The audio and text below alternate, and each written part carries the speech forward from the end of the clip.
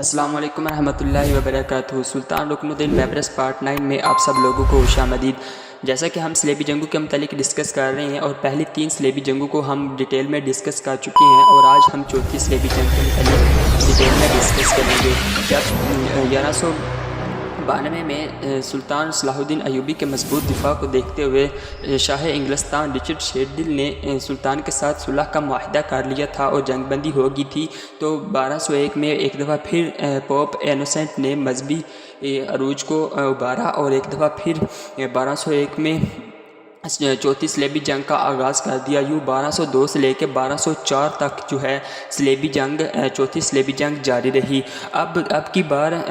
جو فرانس تھے انہوں نے بڑھ چڑھ کر حصہ لیا اور وینس کے تاجروں سے زیادہ تر مال خریدا، لیکن مال خریدنے کے لیے ان کے پاس اتنا سرمایہ نہیں تھا کہ وینس کے تاجروں کو رقم ادا کر سکتے، اس لیے انہوں نے اس کی بار ہنگری کے عیسائیوں کے اوپر حملہ کر دیا۔ یاد رہے کہ عیسائیوں میں اس وقت 2 مضبوط مسلک تھے، نمبر 1 آرتھوڈکس، نمبر 2 کیتھولک۔ اب جو صلیبی تھے انہوں نے کیا کیا کہ عیسائیوں کے اوپر حملہ کر دیا، اور جیسے ہی انہوں نے صلیبیوں نے عیسائیوں کے اوپر حملہ کر دیا تو اس کے بعد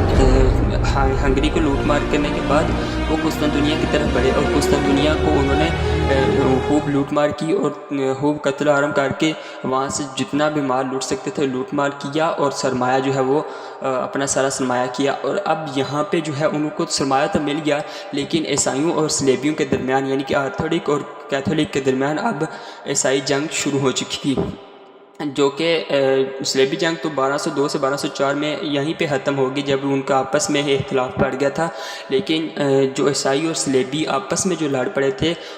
جو مذہبی بھائی آپس میں لڑ پڑے تو ان کی جنگ تقریباً 60 سال تک جاری رہی، اور 1261 میں جا کے 60 سال کے بعد دوبارہ عیسائیوں کو قسطنطنیہ کو بازنطینیوں سے آزاد کروا لیا۔ لیکن اس میں بھی صلیبیوں نے بھی انتہائی ظلم و ستم کیے، حتیٰ کہ انہوں نے عیسائی بچوں کو اغوا کرنا شروع کر دیا، اور ایک دفعہ انہوں نے ہزاروں معصوم بچوں کو ایک جرمن راہب کے ساتھ بحری سمندر سے جرمن راہب کے ساتھ روانہ کر دیا۔ اب یہاں پہ جو ہے 7 جہاز جو ہیں وہ ڈوب گئے، اور ہزاروں معصوم بچے جو ہیں وہاں پہ فوت ہو گئے، اور کچھ کو ڈاکوؤں نے جو ہے لوٹ مار لیا اور غلام بچے بنا کے بیچ لیا۔ تو ان ساری وجوہات کی بنا پہ آج تک جو ہے ایتھولک اور کیتھولک جو آرتھوڈک اور کیتھولک ہیں وہ آپس میں ایک دوسرے سے اختلاف رکھتے ہیں۔ بازنطینی اور کچھ جو عیسائی ہیں وہ دونوں آپس میں آج بھی ایک دوسرے کو کافر کہتے ہیں اور ایک دوسرے کے خلاف لڑتے ہیں۔ یہی وجہ تھی کہ جب سلطان محمد خان نے قسطنطنیہ کے اوپر فتح کیا تھا تو قسطنطنیہ کا جو حکمران تھا، شہنشاہ تھا، شاہ قسطنطین، اس کی خواہش تھی کہ وہ دوسرا کیتھولک کے ساتھ بازنطینیوں کے ساتھ مل کے مسلمانوں کے خلاف دفاع کرے، لیکن قسطنطنیہ کی عوام جو ہے وہ اس کا ساتھ نہیں دے رہی تھی۔ ہے جو بھی ہے، ہم موو کرتے ہیں اپنی چوتھی صلیبی جنگ کی طرف، اور یوں جب 1204 میں صلیبیوں کے آپس میں باہمی اختلاف کی وجہ سے اور پوپ کی اس فیصلے کی وجہ سے عیسائیوں کا درمیان جو ہے وہ مذہبی پھوٹ پیدا ہو گیا، اور یوں چوتھی صلیبی جنگ بھی ادھر ختم ہوگی۔ اس کے بعد 5ویں صلیبی جنگ سٹارٹ ہوئی، اور 5ویں صلیبی جنگ جو ہے 1219 میں سٹارٹ ہوئی، جو کہ جس میں دمیتیا یعنی کہ جو مصر کا شہر تھا دمیتیا، اس کے اوپر انہوں نے قبضہ کر لیا، لیکن اس کے آگے جو ہے وہ نہ بڑھ سکے، اور یہیں پر جو ہے جو کہ بہت جلد مصر کا جو سلطان تھا انہوں نے اس پر قبضہ کر لیا، اور یوں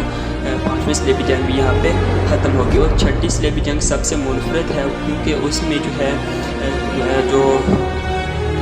جرمن فریڈرک بارباروسا تھا، بارباروسا دوم، اس نے